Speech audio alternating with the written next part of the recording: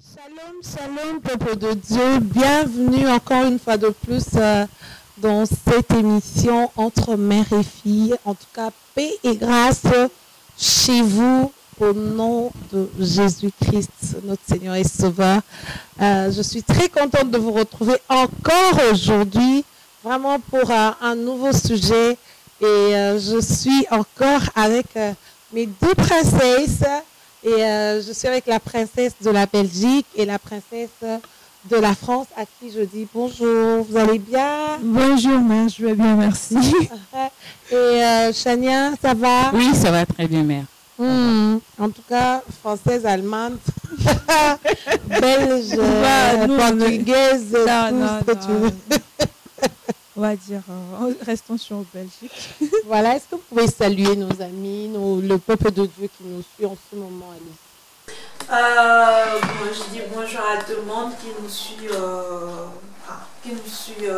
de partout dans le monde. Oui, de partout dans le monde. TV, voilà. Dis-moi. Voilà, bonjour, bonsoir, ça dépend. Enfin, ça Du dépend. décalage. Il y a du décalage d'horaire, donc voilà. Et je m'appelle Alice, je m'étais déjà présentée dans l'autre émission, mais après, je ne sais pas si vous regardez toutes les émissions. Oui. Donc voilà, je m'appelle Alice, j'habite à Bruxelles, et voilà, je suis la princesse de l'air du mois, enfin son ange, il faut préciser, donc voilà. Chania, Charlie? Bonjour, peuple de Dieu. Je veux vous dire un grand merci d'abord parce que vous êtes sur vos écrans à nous suivre. Sont fidèles. Bonjour, bonjour. Comme a dit la princesse, l'ange de mer.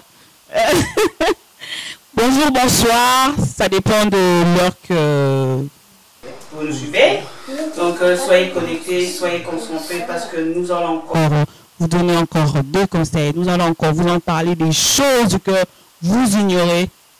Pas par nos forces, mais par la force du Saint-Esprit qui va nous conduire ce soir. Merci. Amen, amen, amen. Alice, tu m'avais parlé d'un sujet et voilà, déjà, j'annonce à nos amis que nous allons parler de la gestion des finances. Mais est-ce qu'on peut me reposer cette question encore? Ah oui. Parce que certainement, il y a plusieurs Rebecca, plusieurs jeunes filles célibataires qui ont le même problème ou bien qui se posent aussi ces genres de questions. Oui, en fait, ma question c'était celle-ci. Bon, je vais commencer. En fait, étant donné que on vient, la plupart, enfin, on a une culture africaine, on va dire ça comme ça. Donc, on a l'habitude, surtout en Afrique, moi j'ai eu l'habitude de voir mon père s'occuper de tout, c'est-à-dire celui qui a amené l'argent à la maison. Donc, il s'occupait de tout ce qui est vraiment finance. Mais ici en Europe, je vois que ça se passe autrement. Donc, étant donné que je ne suis pas encore mariée, j'aimerais quand même déjà savoir comment gérer la finance à la maison, comment est-ce qu'un couple peut gérer l'argent, parce que on va pas se mentir, ça cause trop de problèmes, surtout les enfants, les allocations familiales. Il y a plusieurs couples qui Voilà, divorcent à cause des divorces et à cause des finances. Je bénis le Seigneur pour ce sujet. Et c'est que le mariage, ce n'est pas seulement un problème des sentiments, c'est aussi un problème des finances. Parce qu'on ne paye pas l'électricité avec un je t'aime. Hein? On ne remplit pas son frigo avec une soumission. Tu peux être la femme la plus soumise de la terre, cela ne remplira pas le frigo. Hein, Chania? Le mari peut être galantéro, je ne sais pas moi, tendrouille, voilà. Ce n'est pas cette tendresse, ce romantisme qui va payer ton make-up, t'entretenir. Donc tout cela demande de l'argent. D'ailleurs, ne dit-on pas que notre Dieu, lui-même, là, le boss, il a l'or et l'argent. C'est pour l'utiliser. Parce qu'il savait que même dans les ministères, dans l'évangélisation, comme là, nous sommes en pleine évangélisation sous une autre forme. Pour que Papa Lula, qui est derrière cette caméra, puisse nous prendre là les images, il a fallu qu'il puisse acheter le projecteur, qu'il puisse acheter le matériel adéquat. Que Dieu le bénisse aussi abondamment. Vous voyez? Donc, pour que cette chaîne ici, Ikabo TV, puisse émettre, il faut quoi? Il a fallu que quelqu'un puisse payer son Internet.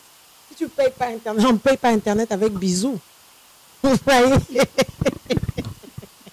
Donc, pour répondre à ta question, j'aimerais quand même en même temps dire aux téléspectateurs, à nos amis qui nous suivent, aux internautes, etc., que entre mère et fille, c'est vraiment entre mère et fille. Donc, mère pose des questions et les filles aussi posent des questions. Parce que je me souviens, quand j'étais à la télé, c'est le journaliste qui a le droit de poser les questions et pas l'invité. Mais ici, c'est pas pareil. C'est que les filles posent la question à maman, maman pose des questions aux filles.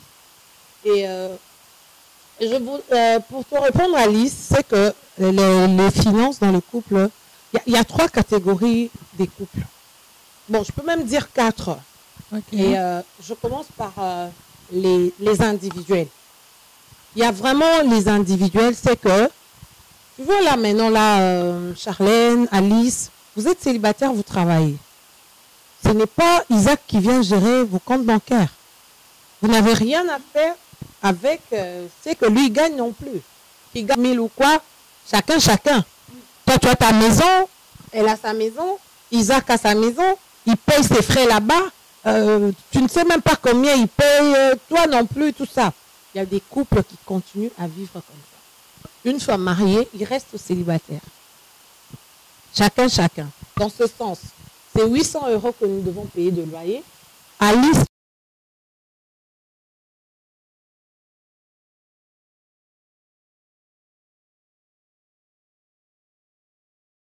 ma façon. Et chaque chose a de l'avantage et aussi des conséquences et des inconvénients. Parce que dans un tel couple, c'est que vous restez célibataire. Or, le Seigneur nous appelle à être unis. N'est-ce pas, Charlotte? On doit être unis, on doit vraiment avoir la même vision, on doit marcher. D'ailleurs, Amos 3.3 dit que si 2 personnes ne s'accordent pas ils doivent se séparer. Donc, mais dans des tels couples, ils ne s'accordent pas. C'est que tu veux 50. De l'eau, tu payes l'électricité, la facture coûte 100 €, moi je donne 50, tu donnes 50.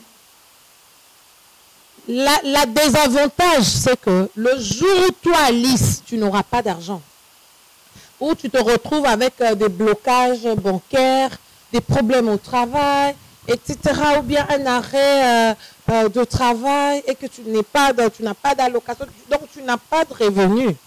Organiser une surprise à ton Isaac, il ne sera rien.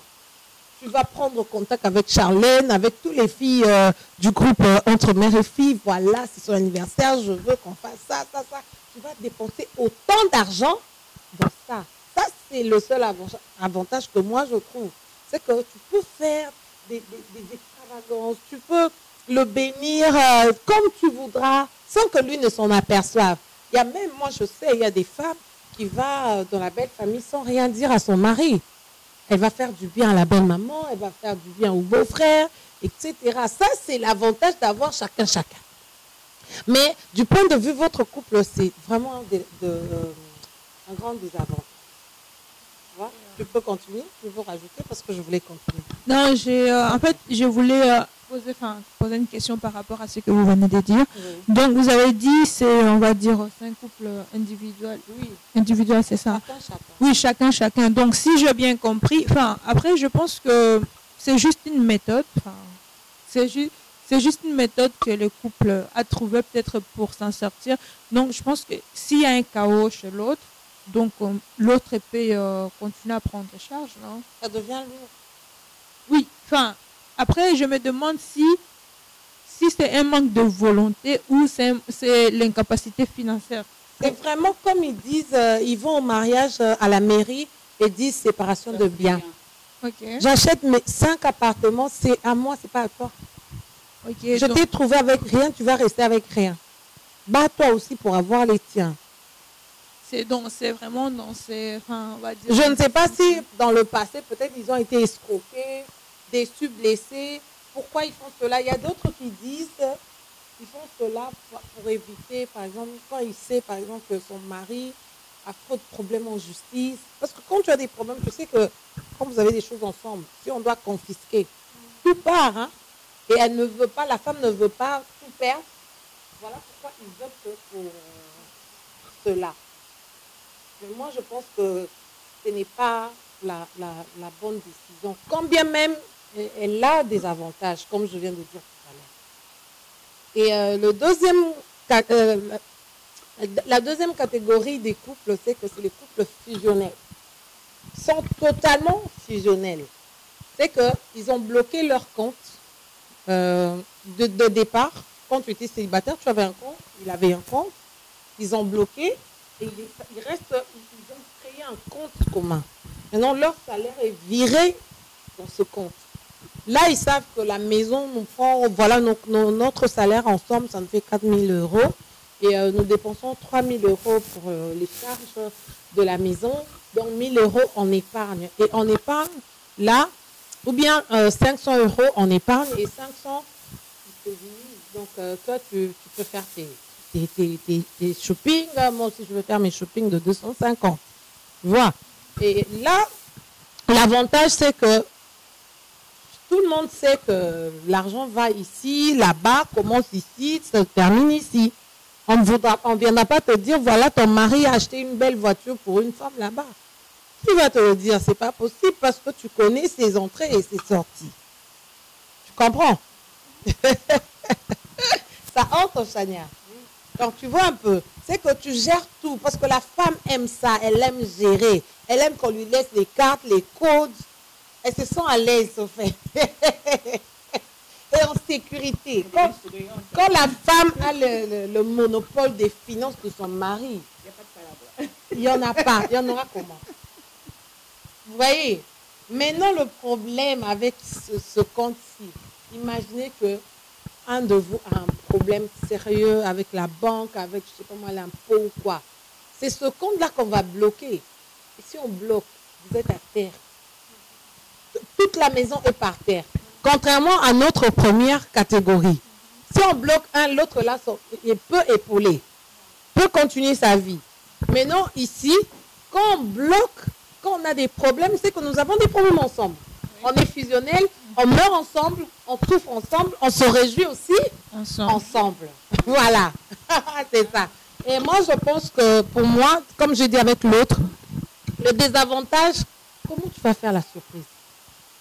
Si on doit rentrer encore seulement dans l'histoire de la surprise de l'anniversaire. Bon, après, ça dépend comment tu t'organises. Hein. Tu peux dire, enfin, tu peux t'organiser avec les amis, de tout amener. Après, voilà. Là, maintenant, c'est un autre sujet.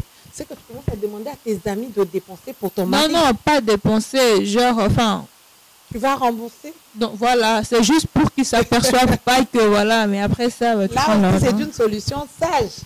Mais... si je dois vraiment rester, comme j'ai commencé avec le premier, c'est à partir de ton compte que tu fais les dépenses. C'est que là, l'homme voit, il voit que tu as payé, je ne sais pas moi là-bas, oh, mais pourquoi elle a payé la pâtisserie? Pourquoi elle a payé? Tu vois, il commence à comprendre, ah non, mais c'est mon anniversaire.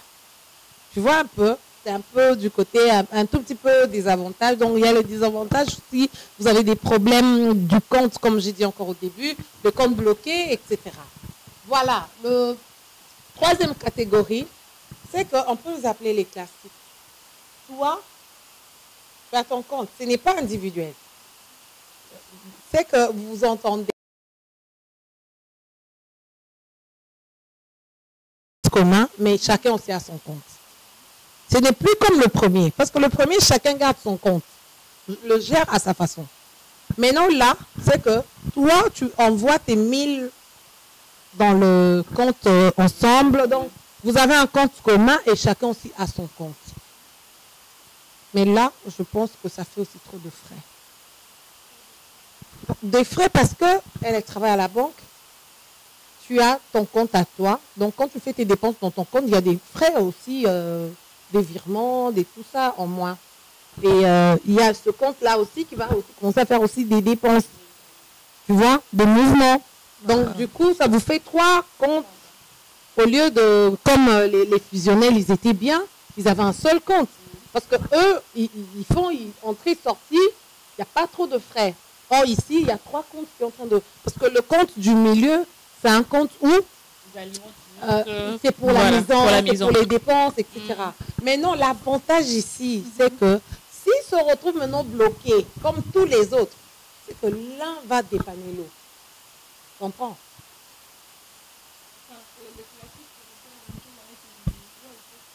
Le classique est un tout petit peu mieux. Moi, je pense. Parce que toi, tu gardes ton compte, elle garde son compte. Moi, je suis le compte du milieu. Maintenant, si Chania se retrouve avec des problèmes de compte bloqué, mais il y a notre argent du milieu qui est là. Mais l'argent du milieu, c'est l'argent qu'on va utiliser chaque mois. En soi, on va dire dans le troisième, dans l'autre compte, là, le compte du milieu, il n'y aura presque jamais l'argent parce qu'on va l'utiliser, l'argent. Oui, mais en même temps, l'état d'esprit. Quand je parle, je ne sais pas si vous me comprenez, je suis aussi dans l'état d'esprit. C'est l'état d'esprit de la personne qui va à la mairie pour dire je veux séparation des biens. L'état d'esprit de la personne qui va à la mairie qui dit on veut communauté de biens pour nos enfants, pour le bien de nos enfants, etc. Voyez, parce qu'il y a aussi ceux qui vont en communauté des biens parce qu'elle est en train de calculer, moi je ne travaille pas, moi j'ai rien, mon homme a déjà ça. Donc demain, s'il va mourir, je vais rester veuve, heureuse. Tu vois un peu l'état d'esprit. Donc là, je suis dans les classiques, c'est que chacun garde son compte bancaire, mais il y a un compte ensemble. Ce compte-là aussi, ce n'est pas seulement pour tout terminer. Ça peut servir aussi d'épargne du couple. Oui, ça sert aussi à ça.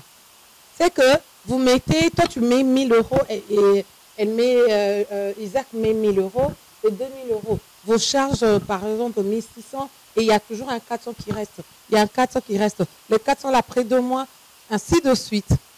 Et le jour où elle est bloquée, l'autre... juste une question comme ça. Le troisième compte, on le met au nom de qui? Parce que tu es dans la banque. On le met au nom de qui, le troisième, soit dans le nom d'une personne, soit, je ne sais pas moi, Chania pourra mieux nous expliquer. Parce qu'elle travaille à la banque, tu vois. Mais souvent, comme moi je sais, c'est qu'ils ont 2 cartes. 2 cartes que chacun vient, il y a 2 cartes, il a le code et puis ils utilisent. Donc en soi, pour payer. C'est, on va dire, on fait un compte, un compte, on va dire, fusionnel aussi. Mais sauf que, la différence avec... Voilà, la différence avec la deuxième catégorie est que on garde quand même nos comptes personnels, mais on a aussi un compte fusionnel qu'on va à la banque, on met, à nos noms, à 2, mais chacun a une carte. C'est comme ça. Oui. Mais au cas où il y a un de nous qui a un problème à la banque, ils vont tenir compte aussi du compte qu'on a ensemble ou pas. Ils vont juste tenir le compte que vous avez ensemble. Vos comptes personnels, ils ne toucheront pas.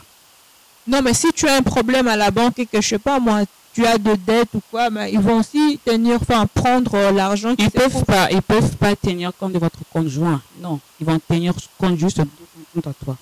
Pourquoi? Ton compte personnel, parce que le compte appartient aussi à monsieur. Ah, ok. Donc, ok, ça va. Alors, voilà, le compte appartient aussi à monsieur. Ils vont juste prendre ce qui te concerne. Si tu as 2 épargnes, des comptes pour les assurances vie, tout ce que tu as, c'est juste en ton nom. Là, ils vont bloquer. Mais comme il y a certains comptes qui sont au nom de monsieur, ils ne peuvent pas. Oui, parce que là, c'est votre compte à vous deux. Parce que toi, tu as fait ton, je sais pas, tes impacts à toi, et c'est pas monsieur. Donc, votre compte joint reste toujours actif, mais ton compte personnel doit être saisi. Ok, là c'est dans les cas où, vous gardez vos comptes personnels. Oui, et si vous ne gardez pas vos comptes personnels, ils vont tenir, voilà, dans les cas de fusionnel, ils vont tenir compte maintenant juste de... Vous gardez tout. Ok. Voilà. Non, on peut dire que la troisième catégorie, elle est un peu sûre là. Oui. Quand même, ils sont fusionnels en tout à 100%. Non, c'est justement, c'est pas forcément, vouloir séparer les biens. C'est plus aussi, on va dire, c'est... prévoyant. Voilà, justement, parce qu'au cas où on a un problème, ben, on saura justement comment s'en sortir à travers notre compte fusionnel aussi. Si j'ai mon compte personnel, au cas où les problèmes durent longtemps, je pourrais épauler la maison. Alors que si on a pris les comptes fusionnels, oh là... Hein. En tout cas, nos amis, réagissez par les commentaires, par vos avis. Nous en avons aussi besoin parce que c'est un sujet très, très, très, très, très important qui fait couler beaucoup d'encre. Qui fait couler beaucoup d'encre, surtout l'histoire des allocations, Charlène. Des allocations en Europe ici. Dis-moi, quand on est célibataire, c'est le moment d'en parler ou d'attendre que l'on puisse se marier pour parler argent. Sinon, on va te traiter de matérialiste. Ben oui, de matérialiste pour dire que non, on n'est pas encore mariés. Tu me parles déjà de l'argent des CAF et tout. Et en ce qui concerne cet argent des allocations, en fait, dans beaucoup de couples, moi, je vois le couple est normal, le couple est syrien, hein. Le couple, pas le couple de gigolos, hein. Voilà, le couple chrétien, les couples chrétiens, ils ouvrent des comptes épargne pour leurs enfants. Par exemple, je ne sais pas pour la France parce que j'ai pas d'enfants, en fait, bon, je m'y connais pas trop.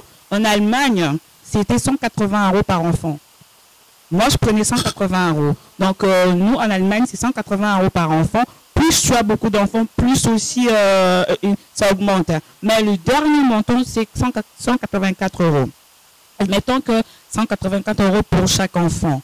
La maman doit mettre, par exemple, 100 € sur le compte épargne de son enfant. Et les 84 €, il laisse sur le compte. Soit il met sur le compte pour alimenter, pour le manche des enfants, pour le stylo, pour le truc comme ça, le truc bête, quoi.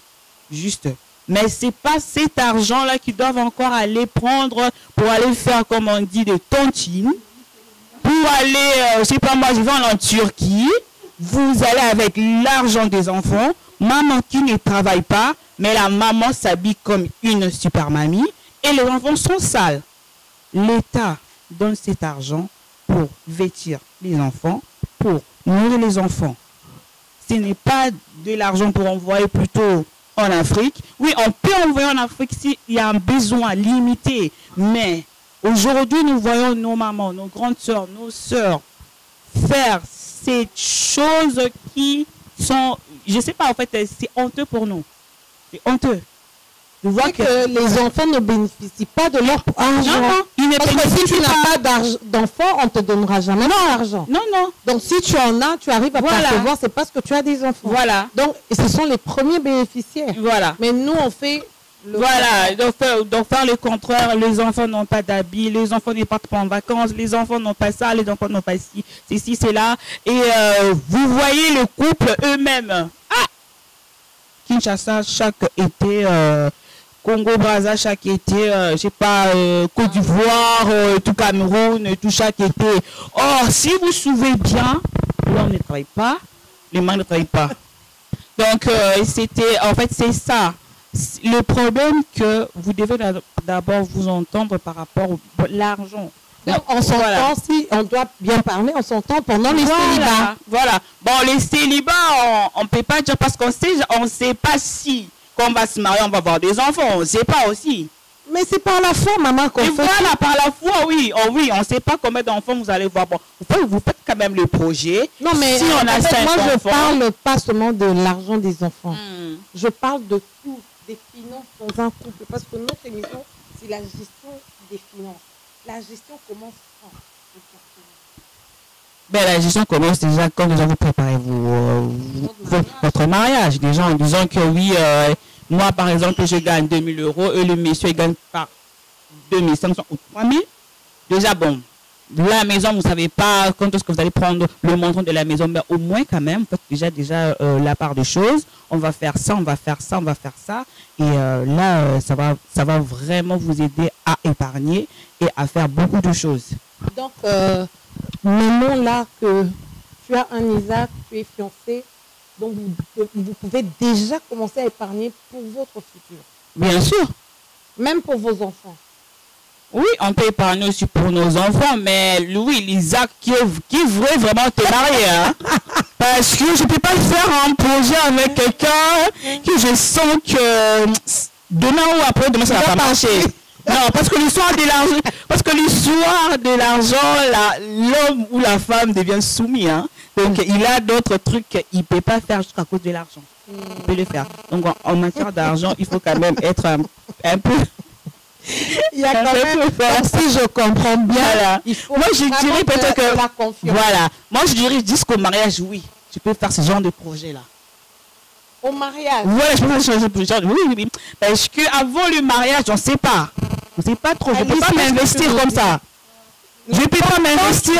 Quand est-ce que tu dois faire ton projet? On peut faire les projets. Oui, on peut faire les projets, les finances, mais pas l'argent.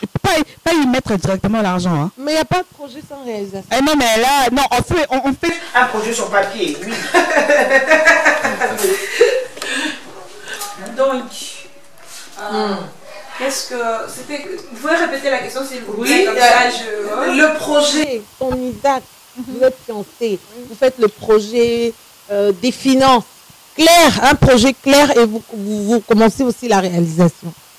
Je pense que c'est possible ou risquant, un domaine.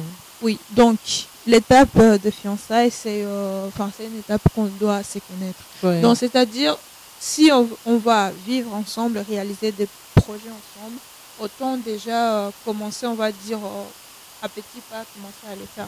Parce qu'on ne va pas attendre les mariages. On peut se dire, ouais, on met sur papier quelque chose, mais la réalisation et ce qu'on a mis sur papier, ce n'est pas la même chose. Donc, on peut se marier. Après, dans les mariages, ça ne se passe pas comme on veut. Mais après, tu fais quoi? Tu vas divorcer, tu seras coincé. Donc, autant déjà commencer. Je dirais, c'est aussi une sorte de se mettre à l'épreuve, voir si réellement on est capable. On est capable de respecter surtout les engagements. On est capable de vivre comme ça. On est capable de s'amener comme ça. Parce qu'au cas où le projet, si les projets peut-être qu'on avait mis sur place ne marche pas, à ce moment-là, on pourra peut-être trouver une solution, une autre méthode qui fera que on continue, qui nous aidera peut-être. Donc, je pense que quand on est à l'étape de fiançailles, il faut vraiment qu'on prenne les risques d'aborder presque tous les sujets, parce qu'il ne faut pas attendre. Quand on attend, après, ça crée des dégâts. Après, voilà, il y a des dégâts. Enfin, on aborde vraiment tous les sujets. On en parle. Parce que je me dis, en 2018 ou au siècle 21, on va dire. 2018, 2019. Donc, il faut vraiment être réaliste. Il faut être réaliste. Il ne faut pas se voiler la face. Il ne faut pas dire non, on est chrétien. Si, on est chrétien, mais il faut tenir compte de ce qui se passe actuellement. Il faut tenir compte de beaucoup de choses. Vous voyez ce que je veux dire? Donc, voilà, on est un couple, moi j'ai gagné ça et tout ça. Qu'est-ce qu'on va faire? Comment est-ce qu'on va procéder? Si on arrivait comme on s'est marié un jour. Voilà. Elle est trop possible. Non, attends, j'ai envie de dire. Isaac ne puisse pas arriver au mariage. Oui, attends, donc tu ne peux pas faire un compte commun avec ton fiancé. Non. Je préfère être sincère pour ce point, non. Okay. Si, disons maintenant, ça va. On fait un compte commun pour préparer, pour les préparatifs de mariage. Oui, là, je suis bien d'accord. Mais ça commence comme ça. Et l'après-mariage. Ça commence comme ça, justement. Si on doit faire le compte commun, là, c'est juste pour notre préparation du mariage, mais pas pour autre chose. Il change d'avis. Il change d'avis comment? Quelle avis va changer sur quoi? Change d'avis sur le compte commun. Ah ouais, je récupère mon argent. Mais justement, j'ai envie de dire, quand vous vous engagez avec une personne, il faut se dire aussi que la personne n'est pas parfaite. Donc, exactement. On s'engage. Aujourd'hui, elles sont des matérialistes et tout ça. Je vais mettre mon argent, après, demain, ça va faire des histoires et tout ça. Okay. Donc, j'ai envie de dire, quand vous vous engagez, vous êtes déjà au niveau des fiançailles, il faut avoir la confiance. Aussi, prendre des risques. Parce que si ça ne marche pas, on trouve une autre solution. C'est aussi la gestion en étant chrétien, c'est que nous marchons non selon la vue, selon la foi. La foi, c'est vraiment être aveugle. mais continuer le chemin, on te dit va à gauche, tu vas à gauche, va à droite, tu vas à droite. En même temps, en tant que chrétien, c'est que ce que tu prononces, c'est toi, même si le terrain est noir et sombre, c'est toi qui déclares, c'est toi qui dois donner la vie à ces ossements desséchés. Tu sais que peut-être quelque part, il est escroc, il a fait beaucoup de mal aux filles, mais toi, tu prophétises le bien sur sa vie. Tu dis, bon, je vais mettre mon argent, parce que en réalité, tu ne fais pas confiance en lui. C'est comme Colossiens 3 qui nous dit, faites des choses pour la gloire des dieux. Donc, tu es en train de te dire, Seigneur, dans le couple, on aura aussi besoin d'argent.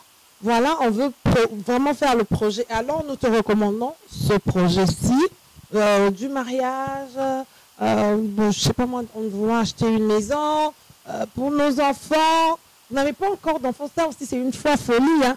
Vous n'avez pas d'enfants, mais vous épargnez pour vos enfants. T'imagines, oui. Donc, le Seigneur, même lui-même, il sera waouh. Donc, cette fille-là, elle sort tous les matins pour travailler, mais pour garder de l'argent pour des enfants qu'elle n'a pas, que je ne lui ai pas encore donné. Donc, vraiment, pour chuter dans notre émission, le couple demande vraiment de l'amour. Et l'amour va toujours avec la confiance. Et faire confiance à quelqu'un, c'est vraiment fermer les yeux. C'est risqué. Alors, je ne sais pas dans quelle catégorie vous vous retrouvez. Tout dépend de votre entendement dans le couple. Mais en tant qu'enfant de Dieu, nous devons toujours mettre des choses ensemble, au risque et péril. J'aimerais bien dire le couple fusionnel. Mais en même temps, c'est là aussi la sagesse et la réalité de ce que nous vivons. J'aimerais bien vous demander, la jeunesse, d'opter peut-être pour le couple classique. C'est que tu as tes épargnes, j'ai mes épargnes, mais il y a un compte commun pour la survie de tout le monde, où tout le monde est béni, où les offrandes, les dîmes, on les prend là-bas, donc où nous puisons tout. Mais à côté, il y a aussi ce que chacun garde. Ça va permettre à ce que si toi, tu es plus intelligente que moi, un jour, si moi je me retrouve dans la galère, tu vas me bénir. Et bien évidemment, si nous mettons là-bas, si aussi il arrive à rester, comme j'avais dit au début, c'est que ce petit-là aussi va nous bénir en cas de panne. Mais le couple 100% fusionnel, même la Bible nous dit qu'il ne faut pas être trop juste en excès. Voilà. Il ne faut pas être trop juste en excès parce que vous risquez vraiment de vous retrouver bloqué et 100% de partout, personne pour vous aider. Beaucoup de confiance et à la jeunesse, sachez que c'est le moment de faire des projets. C'est vraiment le moment de faire asseoir Isaac. Ne crains pas qu'il puisse t'appeler, te dire que tu es matérialiste. Tu n'es pas matérialiste, tu es prévoyante. Parce que même la femme du Proverbe 31 était prévoyante. C'est que c'est le moment de le faire asseoir, lui dire, voilà, il nous faut une voiture de tel prix, il nous faut une maison à tel prix. Et pour arriver à cela, nous devons mettre notre argent aujourd'hui. Et si tu penses que nous devons faire un mariage selon ton goût, selon mon goût aussi, qu'est-ce qu'on doit faire? Mettons notre argent ensemble. Si, comme Alice a dit, vous avez honte, vous avez des tabous pour parler argent aujourd'hui, je ne sais pas quand vous allez en parler, parce que dans le couple, il y aura des disputes, il y aura des histoires, même pour un rien. Même pour un rien, tu vas parler. Le monsieur va aller acheter des chaussures de 250 €.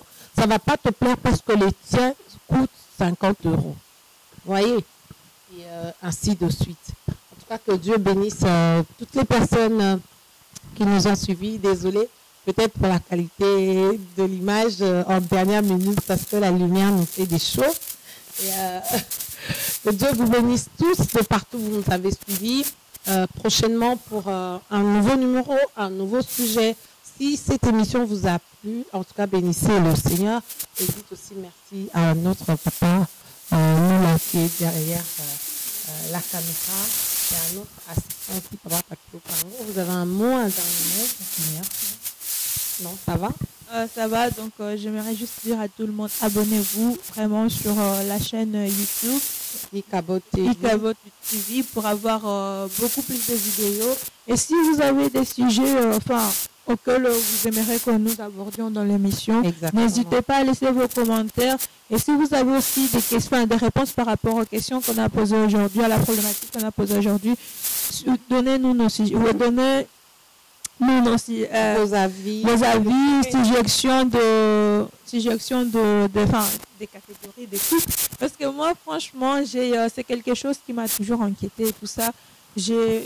Franchement, je me suis toujours posé cette question. Je bénis l'Éternel parce que aujourd'hui, Maman Charlène a pu vraiment nous éclaircir à ces sujets. Donc voilà, merci de nous avoir suivis. Allez, on se dit bye bye, à la prochaine.